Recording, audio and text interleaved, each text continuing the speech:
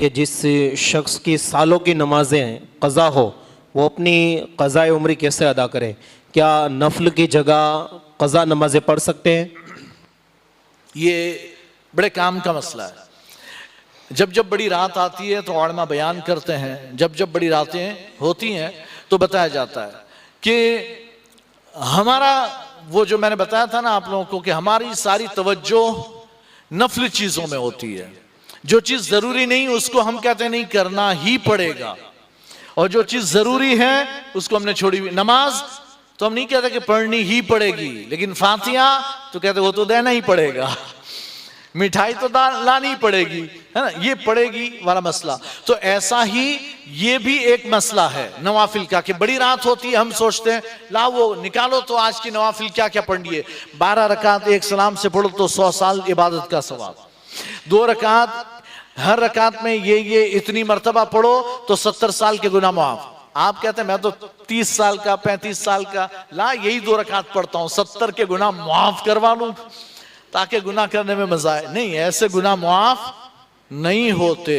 ये जो 2 रकात पढ़ने से जो 70 साल के गुनाह माफ, वो सगीरा गुनाह, सगीरा छोटे छोटे, है ना। हाँ, बड़े गुनाह कबीरा बगैर तौबा माफी नहीं होते, तो उसके लिए तो तौबा जरूरी है। बहरहाल तो ये जो मैं एक बात बताऊं आपको, ये जितनी भी इबादतें नवाफिल है ना वो हमारे बुजुर्गों ने बनाई है मतलब ये इसकी जो ना वो फजीलतें वो हमारे बुजुर्गों ने बनाई कि भाई 2 रकात इस अंदाज में पढ़ो तो इतना सवाब मिलेगा, यूं 12 रकात पढ़ो 8 रकात पढ़ो तो इतना सवाब मिलेगा।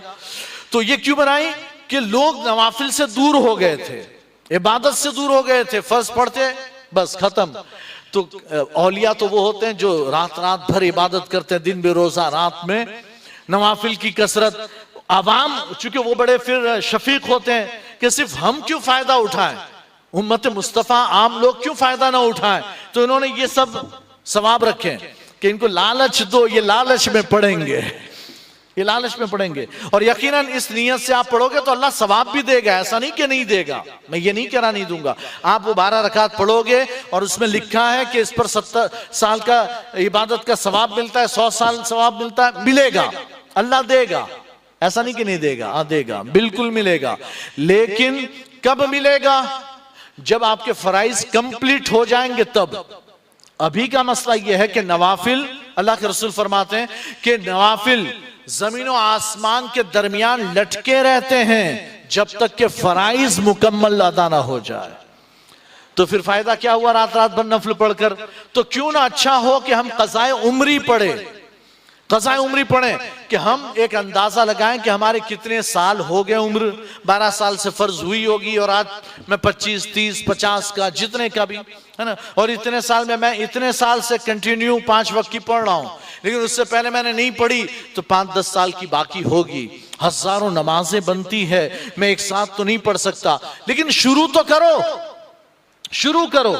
अगर आपने क़ज़ाए उम्री शुरू की, है ना, अगर समझो कि 30 साल की बाकी थी, आपने कहा बस मुझे पढ़नी है, मैं तो शुरू करता हूं। रोजाना आप 5-5 वक्त की पढ़ रहे हैं, रोजाना 5 वक्त की, फजर की पढ़ते हैं, फिर सुबह यानी कि सूरज निकलने के बाद आप 2 रकात फजर की क़ज़ा पढ़ लेते हैं। सबसे पहली क़ज़ा तरीका क्या है? आप नियत यूं करें, जब पता नहीं है कि कौन सी क़ज़ा, और सालों की क़ज़ा, हजारों क़ज़ा, तो यूं नियत करें। आला फरमाते नियत ऐसे करें, नियत की मैंने सबसे पहली फजर की 2 रकात फर्ज क़ज़ा पढ़ने की, वास्ते अल्लाह ताला के, सबसे पहली फजर की 2 रकात क़ज़ा पढ़ने की, ठीक है, पढ़ ली।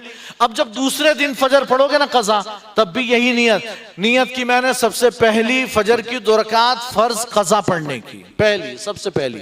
क्यों? इससे कि जो पहली थी वो तो आपने अदा कर दी, तो जो बची वही तो पहली है, जो बची वही तो पहली है। फिर वो अदा कर दी तो फिर वो 2 अदा हो गई, जो अब बची वही तो पहली है, वही तो पहली है। तो हर दिन और नियत कर लो कि पढ़नी है, और इस नियत के साथ रोजाना पढ़ते रहो।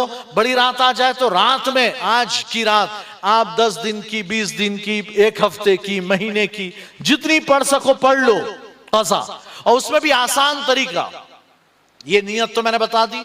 अब अल्लाह अकबर क्या खड़े हो गए तो आपको अलहम्दो पढ़नी है, सना छोड़ दें, सना छोड़ दें, अलहम्दो पढ़ें, और छोटी सी कोई सूरत ले लें, अलम तरा लें, यहां आप चाहें तो इन्ना आतीना ले लें, छोटी सी सूरत लें, वो पढ़ी अल्लाहु अकबर सुब्हान रब्बिल अज़ीम समी अल्लाहु लिमन हमिदा रब्बना व लकल हम्द अल्लाहु अकबर सुब्हान रब्बिल आला अल्लाहु अकबर सुब्हान रब्बिल आला अल्लाहु अकबर। एक एक बार तस्बीह कहनी है। फिर सूरह फातिहा पढ़ें, एक छोटी सी सूरत लें, फिर रुकू करें और आखिर में अत्तहियात तशहुद में बैठे अत्तहियात पढ़ें, अल्लाहुम्मा सल्लि अला मुहम्मद अस्सलामु अलैकुम व रहमतुल्लाह अस्सलामु अलैकुम व रहमतुल्लाह। खत्म हो गई, 2 रकात खत्म हो गई। ये हो गई आपकी एक कज़ा। तो ऐसे 2 पढ़ें, ज़ोहर की 4 पढ़ें, असर की 4 पढ़ें, मगरिब की 3 पढ़ें, ईशा की 4 और 3 वित्र वाजिब पढ़ें, है ना। तो इस तरह आप पढ़ें और कज़ा करते जाएं। अल्लाह तबारक व तआला अगर आप न कर सके और मौत आ गई, अगर मौत आ गई, अल्लाह सारी मुआफ फरमा देगा इंशाअल्लाह। इंशाअल्लाह सारी मुआफ होगी।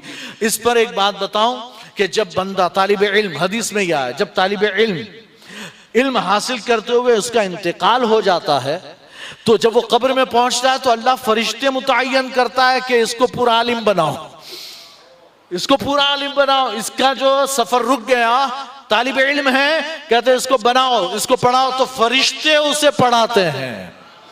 उसका तालीमी सफर रुकता नहीं, वहां जारी रहता है। तो जब वो कयामत में उठेगा, तालिब इल्म नहीं आलिम की सफ में उठेगा। तो आप एक बार शुरू कर दो नियत अच्छी करके, हो ना हो, पूरी हो सके ना हो सके, बाकी अल्लाह पर छोड़ दो। अल्लाह आसान फरमाए।